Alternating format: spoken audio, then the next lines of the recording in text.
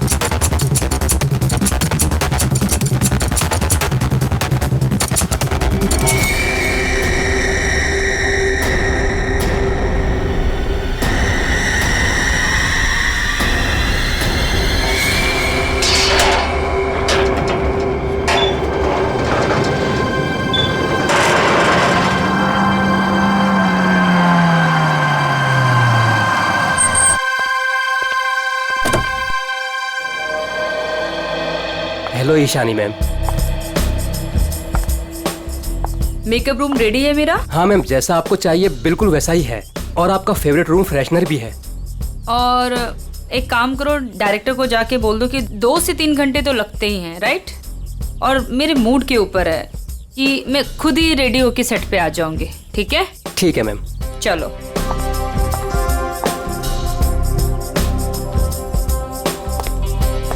Sir Ishani madam आ गए हैं। आ गई। बीबू जी देख, महारानी के तैयार होते ही आज का पूरा शॉट उसको अच्छे से समझा देना। जी सर। ठीक है, मैं उसके नखरे नहीं झेल सकता। Yes sir. सर अगर उसने मुझे थप्पड़ मार दिया तो खा लेना एक थप्पड़। स्पॉट सुन, ईशानी मैम का जूस और लो कैलोरी दही जल्दी से लाना, नहीं तो वो शूट कैंसिल कर देगी। सुनो, क्या मतलब है ये सब का? तुम लोग इधर उधर भाग रहे हो जैसे कि पता नहीं कोई शेरनी आ गई है। जाओ जल्दी से जाकर ईशानी को रेडी करवाओ। अब भी मैं डायरेक्शन टीम को बोल के आती हूँ।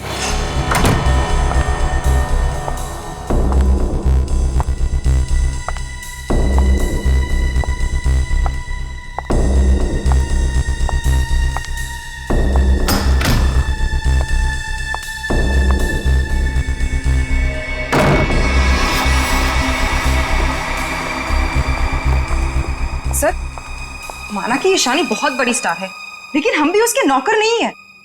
वही तो, सुबह के 9 बजे से हम रेडी होकर वेट कर रहे हैं और वो अभी तक नहीं आई।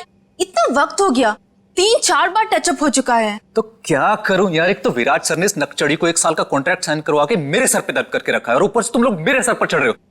प्लीज ट्राई टू कोऑपरेट यार। Cooperate my foot. मैं ईशानी के नखरे और बर्दाश्त नहीं कर सकती हूँ। मैं जा रही हूँ यहाँ से। मैं विराट सर के चेक्स वापस कर दूंगी, लेकिन मैं ऐसे काम नहीं कर सकती हूँ। बाय। अरे मैडम रुके। अरे सर आप ही रोके समायरा जी को। अगर आज शूट नहीं हुआ ना तो विराट सर सबकी छुट्टी कर देंगे सर। जाने दे उसको, एक ईशानी 100 सुमेरा के बराबर है।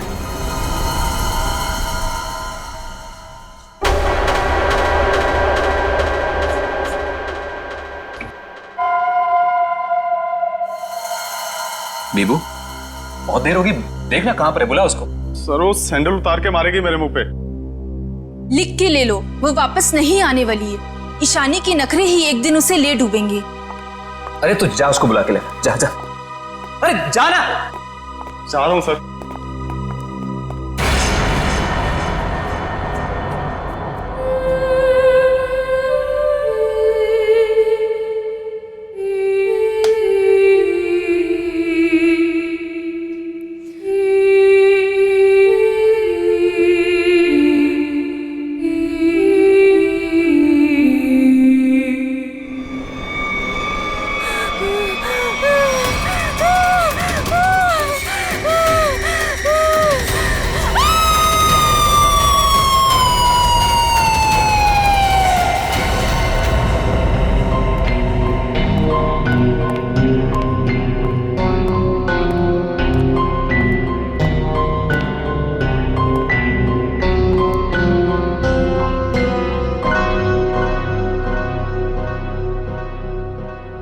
मैम मैम आप रेडी हैं तो मैं अंदर आ जाऊं? मैडम भाग जा यहाँ से, वरना तेरा पैर तोड़ दूंगी।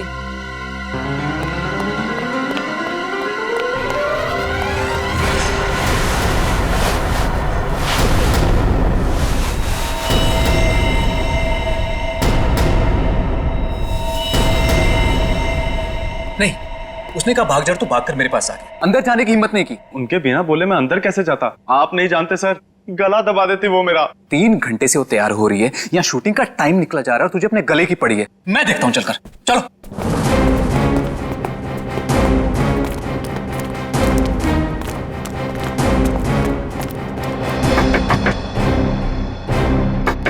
ईशानी। सर प्लीज, मैम गुस्से में लगती है, शूट छोड़कर चली जाएंगी।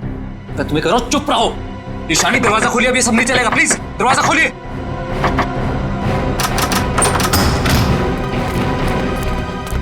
अरे मैम ये हेड क्यों पहनी आपने?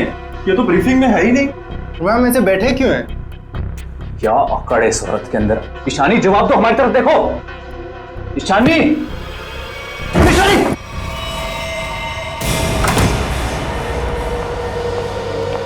कभी काम नहीं करूंगी मैं उस नकचड़ी शानी के साथ।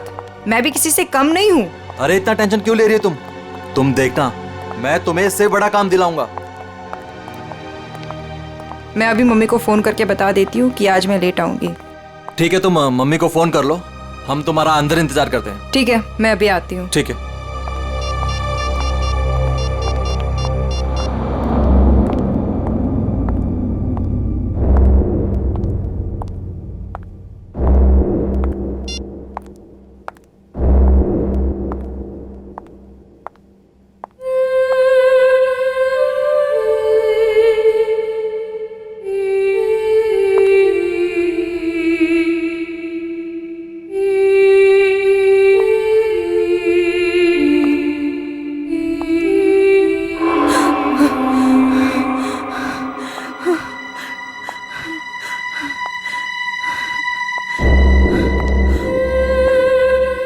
कौन है? सामने आओ। ये हैट, ये यहाँ कैसे?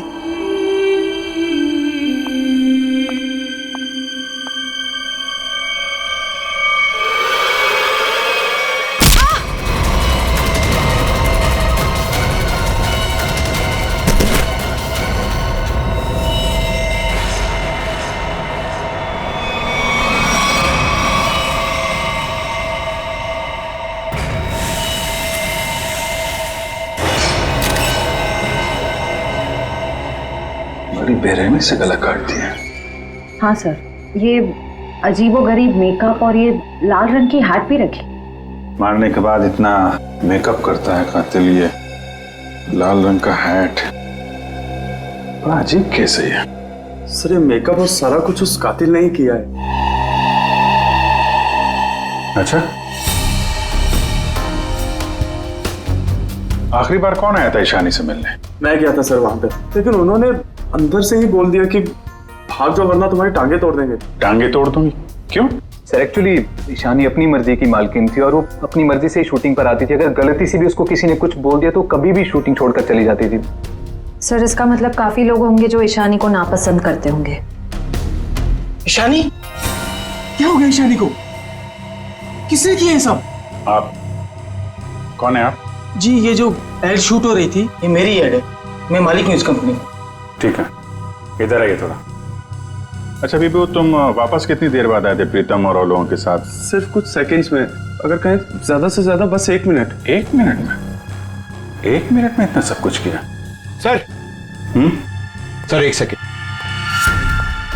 यहाँ पे एक फिंगरप्रिंट मिला है और बाकी सब कपड़े ठीक है, मगर बस ये तो देखिए सर, ऐसा लग रहा है किसी ने कैंची से काटा है सर।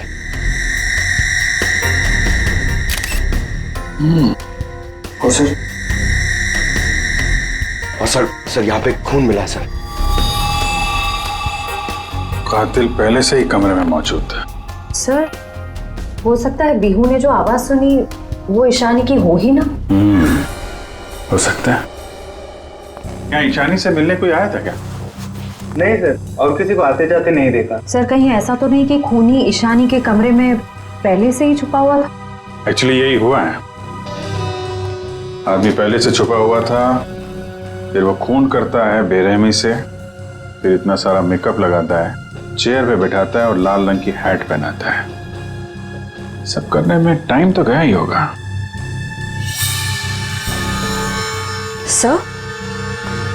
सर ये देखिए, ईशानी का टॉप भी कटा हुआ है। इसे भी काटा गया है? उधर भी कपड़े कटे हैं, इसका टॉप कटा है। लगता है ये जानबूझ के किया गया है।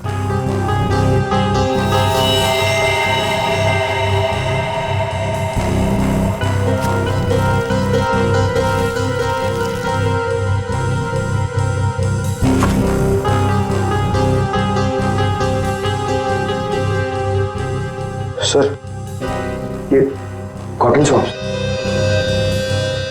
लगता है मेकअप करने में इस्तेमाल किया गया है। वंश, ये सारी चीजें और बॉडी को फोरेंसिक लैब भेजो। तब तक हम लोग जरा बाहर देखते हैं। सर बहुत ही अजीब बात है, किसी ने भी खूनी को आते जाते देखा ही नहीं। आने जाने की तैयारी पहले से कर रखी थी खूनी ने, ना काम किया और निकल भागा। पर सर ऐसी कैसी तैयारी की होगी कि यूनिट के किसी भी मेंबर ने उसे नहीं देखा? इतना हंगामा हो गया यहाँ पे और ये बेटा सो रहा है। जी सर। यहाँ से किसी को आते जाते देखा तुमने? साहब मैं तो अभी 5 मिनट पहले ही आया हूँ। 5 मिनट पहले? ये शूटिंग का टेम्पो है ना? हाँ साहब, ये शूटिंग का ही टेम्पो है। तो ये टेम्पो अभी बाहर कब गया था? साहब यही कोई 1:30-2 बजे के आसपास। 1:30-2 बजे? सर उसी दौरान तो ईशानी का खून हुआ था। जब टेम्पो बाहर गया था तुम्हारे साथ कोई और भी था? नहीं। अच्छा, पीछे कोई बैठ कर गया था, तुमने किसी को आसपास देखा? मैडम पीछे तो सामान रहता है, अब पीछे कोई बैठा हो तो मैंने नहीं देखा। इससे अच्छा तरीका और क्या हो सकता है खूनी के यहाँ से निकलने का?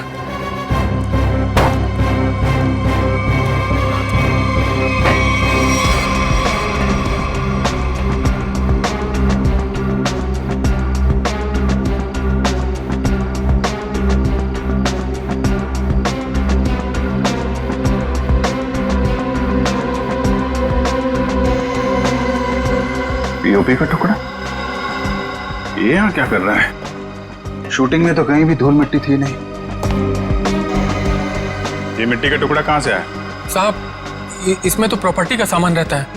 प्रॉपर्टी के सामान और उसमें पीओपी का टुकड़ा, मतलब कोई और था यहाँ पे।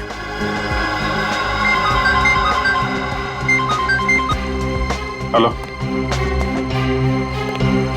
क्या? कहाँ पे?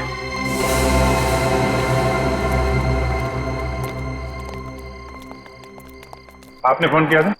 जी सर, मैं मानिक हूँ, इस दुकान का मालिक। ये मेरे वॉचमैन ने फोन किया था आपको। ये देखिए ना सर, यहाँ लाश है। दुकान खोलो जा। जी सर। तुम यहीं रुको। जी साहब।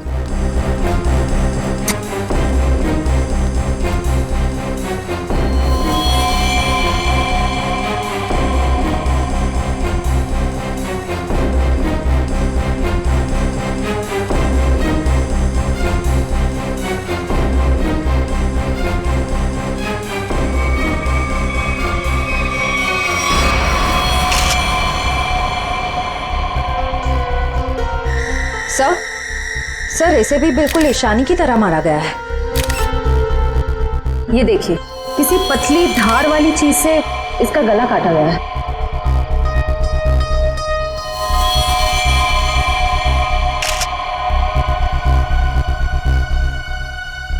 सर ये देखिए, इसका टॉप भी वैसे ही काटा गया है।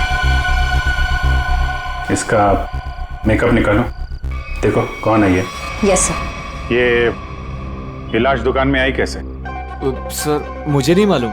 दुकान तो बंद थी ना, आपने ताला खोला है, तो ये क्या लाश अपने आप आ गई यहाँ पे? सर मैं क्या बताऊं, ये सब कैसे हुआ? ये लाल टोपी और इसके कपड़े भी मेरी दुकान की नहीं है, और मैं इस लड़की को तो पहली बार देख रहा हूँ। सर मेकअप निकल गया। ये तो समायरा है ना? इसकी भी मॉडलिंग वाली फोटो हमने देखी थी वहां पे। हाँ सर। ये दुकान की चाबी आपके अलावा किसके पास रहती है? मेरी पत्नी सोनाली के पास, लेकिन वो तो पटना गई हुई है। अच्छा,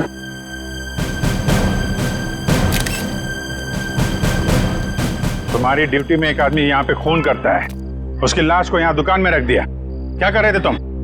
कुछ देखा नहीं तुमने? देखा ना साहब, पर वो खूनी है ये कैसे पता चलता? हाँ? कैसा था वो? था नहीं साहब, थी। वो एक औरत थी, उसे मैंने जाते हुए पीछे से देखा था। उसने लाल रंग का कोट पहन रखा था, उसके बाल लंबे थे और उसने सर पे एक लाल टोपी पहन रखी थी। और हाँ साहब, उसने डस्टबिन में कुछ डाला था। मतलब सर, खूनी एक औरत है? कहाँ है वो डस्टबिन जिसमें उसने कुछ डाला था? वो वहां।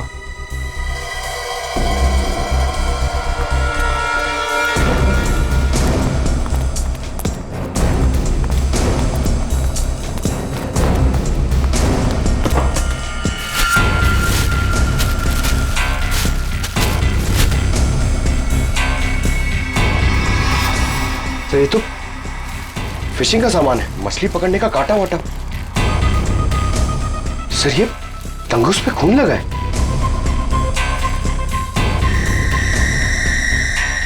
ओह, लगता है इसी का इस्तेमाल किया गया है खून करने में। भरे दिन के उजाले में शूटिंग पर कोई मेकअप रूम में घुसता है और ईशानी को मार डालता है, और तुम में से किसी ने कुछ भी नहीं देखा और ना कुछ सुना है? ये कैसे हो सकता है? सर एक्चुअली ईशानी की परमिशन के बिना उसके कमरे में कोई नहीं जाता था। इनफैक्ट उसने बीबू को भी दरवाजे के बाहर से ही भगा दिया, और उसके बाद जैसे ही हम लोग गए तो देखा वो मरी हुई थी। चलो सर, ये कास्टिंग डायरेक्टर है कीकू। लेकिन सर मुझे यहाँ क्यों लाया गया है? मैंने समायरा और ईशानी का गला थोड़ी काटा है। चुप! तुम ही वो कास्टिंग डायरेक्टर हो ना, जो ईशानी और समायरा को जानते हो उनके मॉडलिंग की शुरुआत के दिनों से? जी सर। और विराज की शूटिंग पर तुमने ही भेजा था ना उन दोनों? हाँ सर। मतलब तुम अच्छी तरह से जानते थे कि वो कब और कहां मिलेंगे? देखिए सर, गलती हो गई, अब मैं किसी को कहीं नहीं भेजूंगा। दरअसल 5 साल पहले ही मैंने वो काम छोड़ दिया था। 5 साल पहले काम छोड़ चुके थे? कुछ लड़कियों ने मेरे खिलाफ केस कर दिया था, उस वजह से मेरा ऑफिस भी बंद हो गया। तो फिर कल तुमने ईशानी और समायरा को विराज के शूट पे कैसे भेजा? दरअसल दोस्ती दोस्ती में विराज के शूट पर उनको भेज दिया था सर, लेकिन इन सब से मेरा कोई लेना देना नहीं है सर। फिलहाल तो हम मान लेते कि तुम्हें कुछ नहीं मालूम, तुमने कुछ नहीं किया। लेकिन एक बात याद रखो, अगर जरूरत पड़ी तो तुम लोगों को हम फिर से बुला लेंगे। जा सकते हो तुम।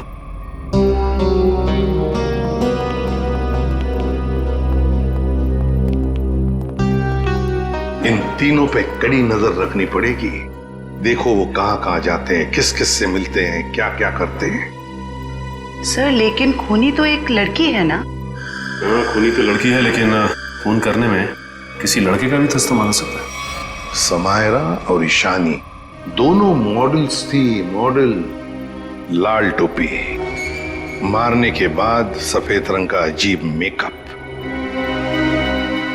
मारने के लिए फिशिंग का सामान, और फिर उन दोनों खून में सब कुछ बिल्कुल एक जैसा।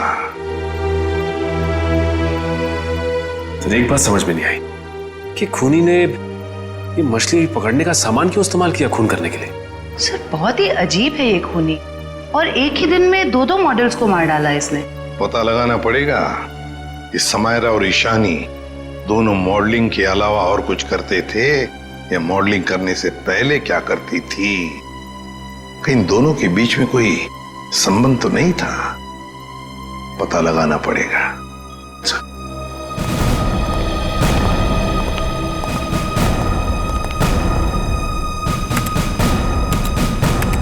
तो 2009 में समायरा और ईशानी ब्यूटी रिबन नाम की मॉडलिंग एजेंसी में काम करते थे, जिसका मालिक ये कीकू था।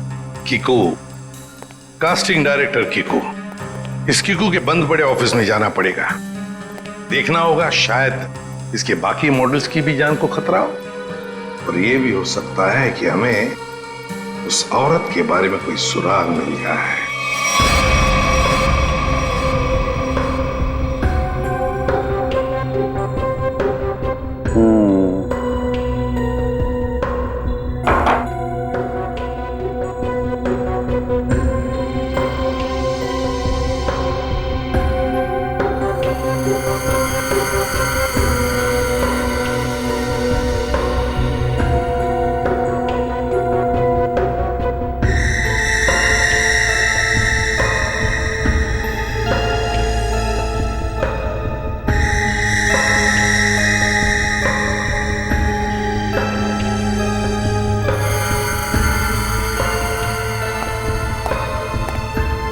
सर, हमारा शक बिल्कुल सही निकला। खून करने के लिए इस्तेमाल किया गया ये हथियार एक खास तरह का फिशिंग किट ही है। सर, आप सुन रहे हैं मैं क्या कह रही हूँ? हाँ सुना तारिका, लेकिन मैं फिलहाल किसी और काम में हूँ। क्या? खूनी का कद नापने में। अरे वाह साळुंखे, खूनी के कद का पता लगा लिया तूने? हाँ बस 1 मिनट से नहीं, ये दोनों के गर्दन का ये घाव देखो बस। ये घाव का निशान ऊपर की तरफ बना हुआ है, ना तो सीधा है ना नीचे की तरफ। मतलब खूनी ने तार से इन्हें ऊपर की तरफ खींचा। इसका मतलब साफ है, खूनी की ऊंचाई इन दोनों से ज्यादा थी। मतलब सर वो खूनी औरत इन दोनों से लंबी है? बिल्कुल पंकज, और लगभग 5 फीट 7 इंच थी। ये मेरी ट्रिग्नोमेट्रिक कैलकुलेशन मुझे बताती है, इंक्लूडिंग वो जो सैंडल उसने पहने हुए थे उनके। एक बार हाथ में आ जाए ना तो ऊंचाई भी नाप लेंगे। 5 फुट 7 इंच की लड़की जिसके लंबे और सीधे बाल हैं। और सर, या तो उसे फिशिंग करने का, मछली पकड़ने का शौक था, या तो फिर किसी खास मकसद से उसने ये सामान, ये फिशिंग किट का इस्तेमाल किया होगा। साळुंखे, लगता है इस मछली पकड़ने के तंगूस से, इस तार से इन दोनों के गले को काटा है। बिल्कुल बस। डॉक्टर साहब, जो प्लास्टर ऑफ पेरिस जैसी मिट्टी मिली थी हमें, उससे कुछ पता चला क्या? हाँ पता चला सचिन। बॉस, वो सामान मूर्ति बनाने के काम में आता है। मूर्ति बनाने का? बॉस, टेस्ट चल रहे हैं, बाकी का भी पता चल जाएगा। तो कब बताएगा साळुंखे? बताऊंगा थोड़ी देर में, लेकिन एक खास बात और बताना चाहता हूँ। वो क्या है? बॉस ये देखो, ये है वो तार जिससे खूनी ने इनका गला काटा। खूनी जब इनका गला काटने की कोशिश कर रहा था, इन लोगों ने अपने बचाव में हाथापाई की होगी। उसी झड़प के दौरान खूनी का पलक का एक बाल मुझे इस तार पर से मिला है। तो मतलब तू अब इस बाल का डीएनए टेस्ट करेगा, है ना? करना ही पड़ेगा। एक खूनी लड़की जिसका कद 5 फुट 7 इंच है, जिसके सीधे और लंबे बाल है, जिसे मछली पकड़ने का शौक है और शायद मूर्तियां बनाने का भी। बस इतना भी काफी है हमारे लिए इस लड़की को ढूंढने के लिए। मछली पकड़ने का खास सामान लेके चलती है तो समंदर के किसी किनारे में कुछ तो पता चलेगा ही उसके बारे में। पर सर, हमें सिर्फ उसकी ऊंचाई, उसके काले सीधे बाल और उस टोपी के बारे में पता है। सिर्फ इतनी इंफॉर्मेशन के बलबूते पर उस तक पहुंचना थोड़ा मुश्किल लगता है सर। कोशिश तो करनी पड़ेगी श्रेया, अपने आप तो चल के आएगी नहीं हमारे पास, है? हाँ वंश, इन्हें बता दिया ना हमें किस लड़की की तलाश है? जी सर। हाँ, तो क्या जानते हैं उस लड़की के बारे में आप? साहब, आप लोग ऐसी औरत के बारे में जानना चाहते हैं ना जो मछली पकड़ने के लिए बोट का इस्तेमाल करती है? बिल्कुल। ऐसी तो बहुत औरतें आती है हमारे यहाँ पर। देखिए, जिस लड़की की हमें तलाश है वो लंबी लड़की है, 5 फुट 7 इंच की होगी, लंबे बाल हैं, सीधे बाल हैं, और उसकी उम्र तकरीबन 25 से 30 साल के बीच में। लंबे बाल, 25 से 30 साल की उम्र, ऐसी 2-3 लड़की आती है हमारे यहाँ पर। हमें उनके नाम और पते चाहिए। आप जब वोट देते हैं तो नाम पते तो लिखते होंगे ना? जी साहब।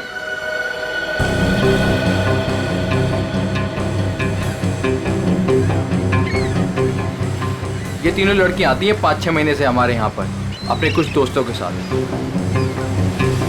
केशा, एनी, शिखा। केशा, एनी और शिखा। मिलना पड़ेगा इन तीनों लड़कियों से। देखते हैं इनमें से कौन है वो लाल टोपी वाली लड़की।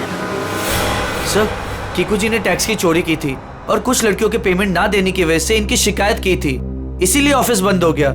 और इनका कोई क्रिमिनल रिकॉर्ड भी नहीं है सर। उसका खून हुआ है वो 2008 में किकुजी की एजेंसी से ही लॉन्च हुई थी, इसलिए ये अभी शक के घेरे में है। विराज, तुम ये बताओ कि तुमने तो किकुजी के साथ और उन मॉडल्स के साथ काम किया था, तो तुम्हें कभी लगा कि वो मॉडल्स किसी मुसीबत में है या फिर किकुजी के काम में कोई गड़बड़ है? मैं ईशानी और समायरा के साथ पहली बार काम कर रहा था, और जहाँ तक किकुजी की बात है तो पैसों के लेन देन में धांधली के अलावा इनमें दूसरी कोई कमी नहीं है। सर, इन तीनों मॉडल्स के कद, रंग और बाल खूनी से कुछ हद तक मिलते जुलते हैं। एक काम करो, इन सबसे पूछताछ करो कि मॉडलिंग के अलावा ये लोग क्या काम करते हैं, क्योंकि इंफॉर्मेशन ये है कि आजकल इनमें से कहीं मॉडलिंग नहीं करती।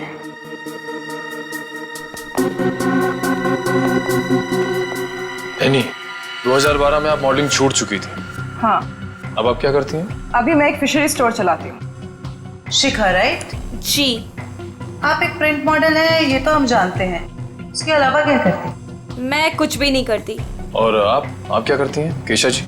मैं मूर्तियाँ बनाती हूँ। मूर्तिकार, ठीक है, थैंक यू।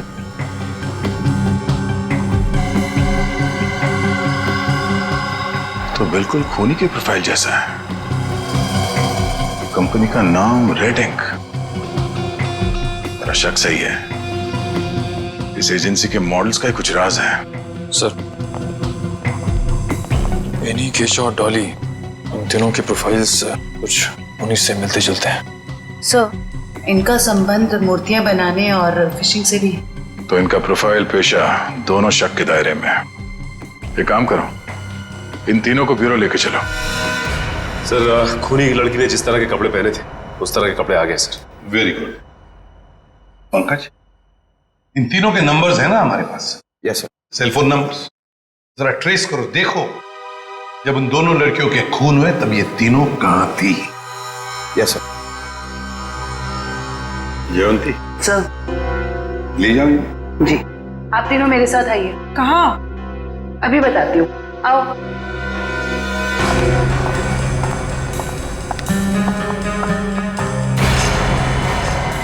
अरे साहब, ये तो वही कपड़े और टोपी है जो मैंने उस रात उस औरत को पहने हुए देखा था। तो फिर अब जरा ध्यान से देखो इसे। क्या ये वही लड़की है, वही औरत है जो उस रात खून कर रही थी? सर, मैंने उस औरत का चेहरा सामने से नहीं देखा था, उसे जाते हुए मैंने पीछे से देखा था। जाते हुए देखा? जी सर। ठीक है, केशा जरा वहां तक चल के दिखाओ। सर, ये कैसी जांच है आपकी? जितना कहा है उतना ही करो।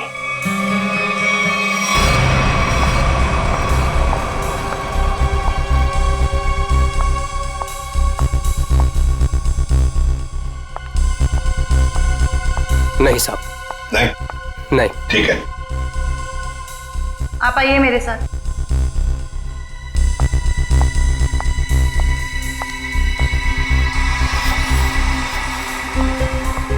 रुको,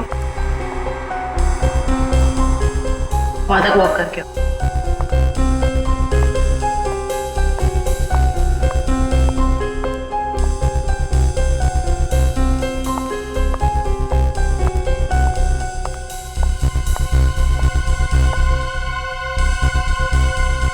ये भी नहीं है सर। आइए।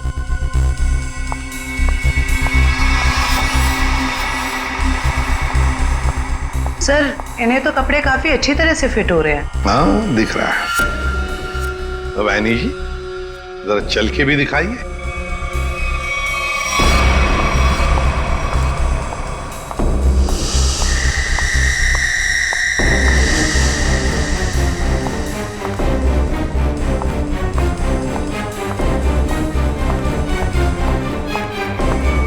यही है सर, बिल्कुल यही है सर।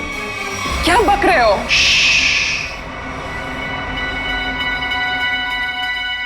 सर, जिस वक्त समायरा का खून हुआ था, आनी का फोन उसी एरिया में था। सुना है नहीं? उसी इलाके में था तुम्हारा फोन जिस वक्त ईशानी और समायरा का खून हुआ था। तुम जा सकते हो। और मैं? आपको तो रुकना ही पड़ेगा।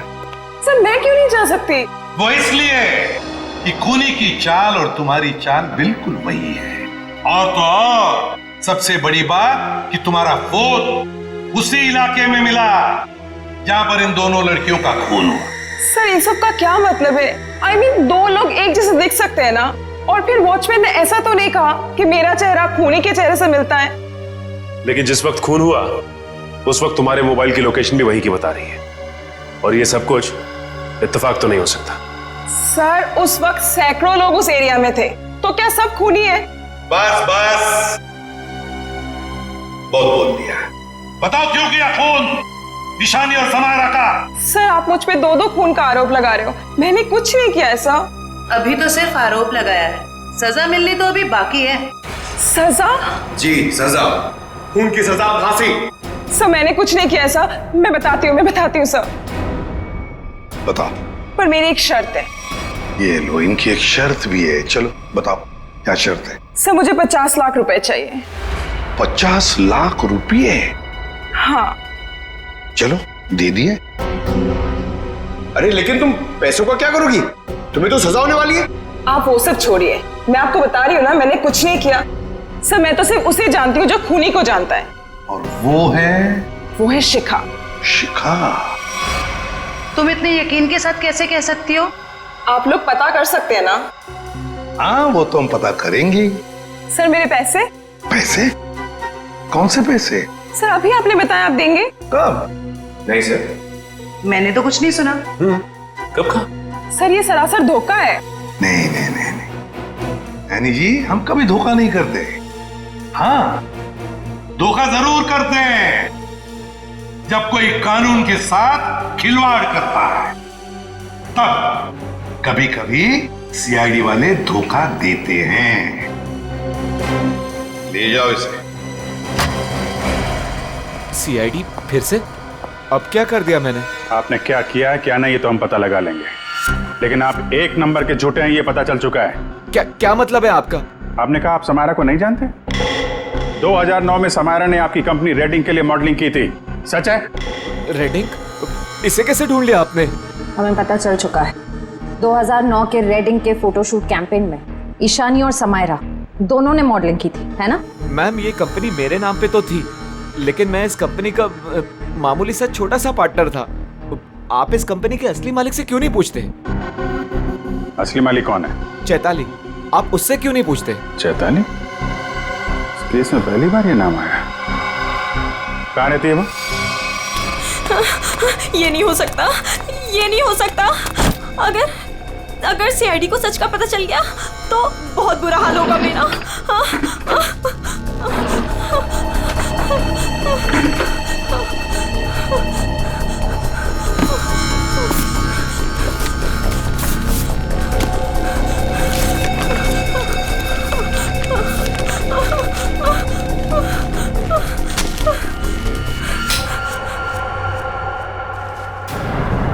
कौन है? ये लाइट क्यों बंद कर दी? ये लाइट्स किसने ऑफ की?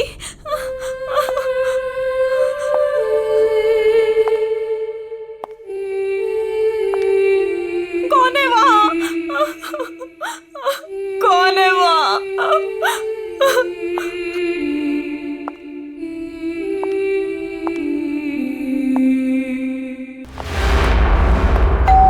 ये शिखा सच्चाई बता क्यों नहीं देती? सर पहले कुछ सच बता देती तो किसी की जान ही बच सकती थी।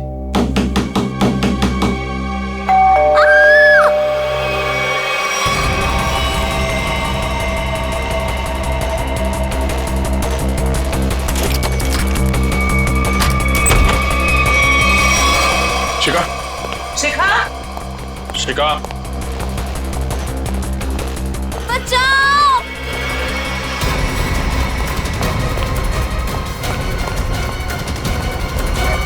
शिखा, शिखा,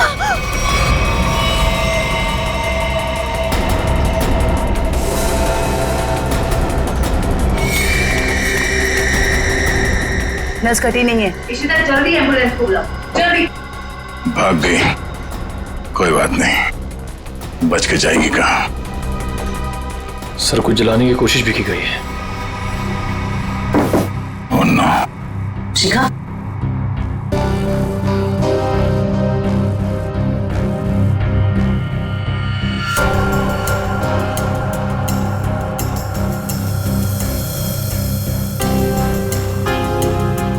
इतना लंबा बाल ये शिखा का तो नहीं हो सकता। तो भागते भागते बाल छोड़ गई। देखते हैं कहां तक भागती है ये। आइए सर।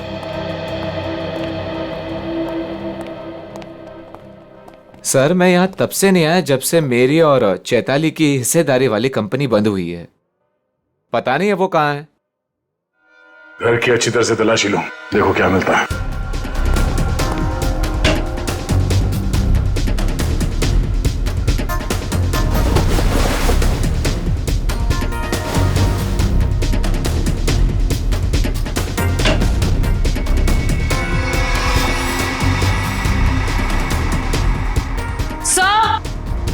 आ जाओ थी।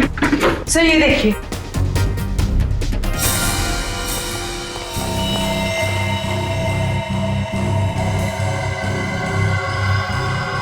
ये तो उस खूनी का पहना हुआ है। सर इस बंद पड़े घर में ये यहाँ कैसे आ गया? चल निकालो उसे बाहर।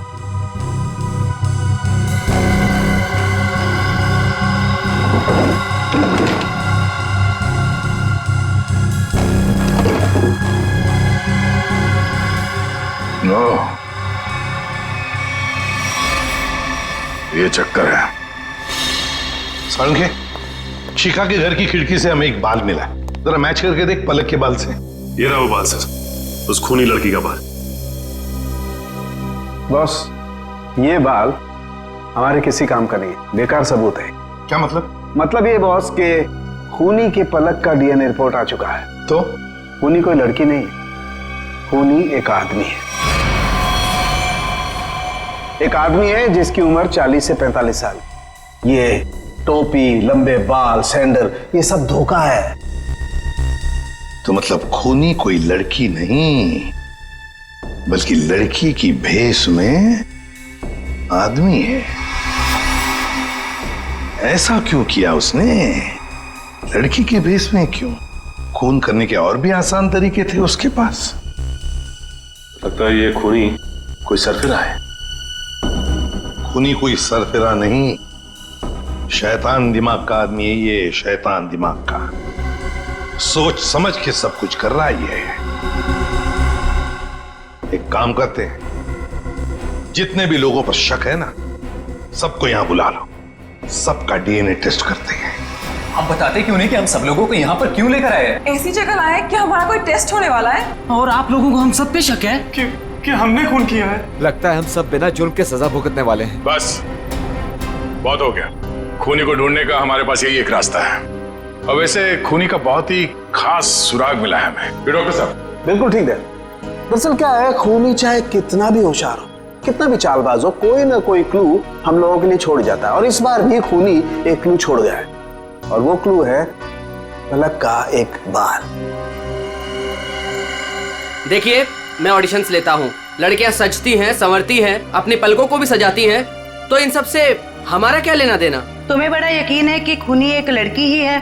सबको मालूम है कि लंबे बालों वाली लड़की सबको मारती फिर रही है, और आप। लेकिन हमें जांच तो पूरी करनी पड़ेगी ना। सर हमें करना क्या पड़ेगा सर? ज्यादा कुछ नहीं, आप में से हर किसी को अपने पलक का एक बाल देना होगा, और जिसका डीएनए हम उस खूनी के डीएनए से मैच करके देखेंगे। और वैसे भी जब आप लोगों ने कुछ किया ही नहीं है तो डरने की तो कोई बात ही नहीं है। जयवंती, देखिए आ जाओ। चलो जाओ।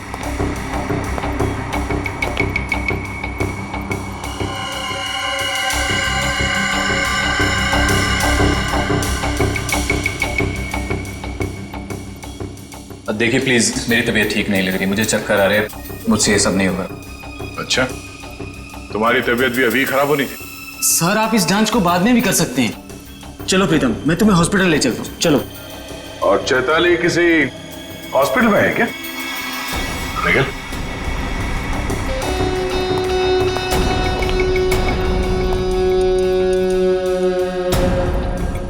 सही कह रहा हूं ना मैं? मिस्टर विराज या फिर चैताली का पति कहना बेहतर होगा।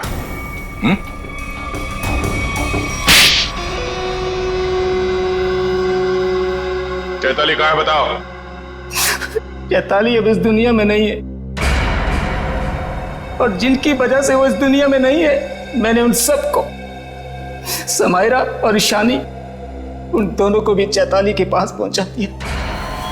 और जिस लड़की शिखा को आपने बचाया है, मैं उसे भी नहीं छोड़ूंगा। तुम सीआईडी के सामने किसी को जान से मारने की धमकी दे रहे हो मिस्टर विराज, बड़ी हिम्मत है तुम्हारे। घर में हमें पता चल गया था कि सारे खून के पीछे तुम्हारा ही हाथ है, और अब डीएनए टेस्ट से प्रूव भी हो जाएगा, लेकिन हम तुम्हारे मुंह से सुनना चाहते हैं। मैं तो अपनी बीवी को इंसाफ दिलाना चाहता था, बस शिखा, समायरा और ईशानी, ये तीनों मेरी बीवी की खुदकुशी की जिम्मेदार थी, पर ये बात मुझे 5 साल बाद पता चली। इतने सालों बाद तुम्हें कैसे पता चला कि ये तीनों तुम्हारी बीवी के मौत के जिम्मेदार है? ये 2009 की बात है। चैताली ने द रेड इंक कंपनी में पैसा लगाया था, और ये तीनों लड़कियां उसके बराबर की पार्टनर थी।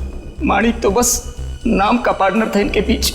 मैं उस वक्त यूके में था और इन तीनों लड़कियों को जानता भी नहीं था, लेकिन जब इनकी कंपनी नुकसान में चली गई तो इन तीनों ने मेरी बीवी को कर्जे और बकायेदारों से लड़ने के लिए अकेला छोड़ दिया और उसे मरने पर मजबूर किया। और जब तक मैं उसके पास पहुंचता, उसने फांसी लगाकर खुदकुशी कर ली। मैंने एक औरत का वेश बनाया और अपना बदला लेना शुरू किया, ताकि आप लोग ये सोचते रह जाएं कि खूनी एक औरत थी। शिखा के घर जो जलाया था वो एक सबूत था, उसको मुझ पे शक हो गया था। माना कि उन तीनों की वजह से तुम्हारी बीवी अब इस दुनिया में नहीं रही। तुम कानून की मदद ले सकते थे, लेकिन तुमने ऐसा नहीं किया। अपनी बीवी की मौत का बदला लेने के लिए तुम खून करने लगे। अब तुम्हें फांसी से कोई नहीं बचा सकता।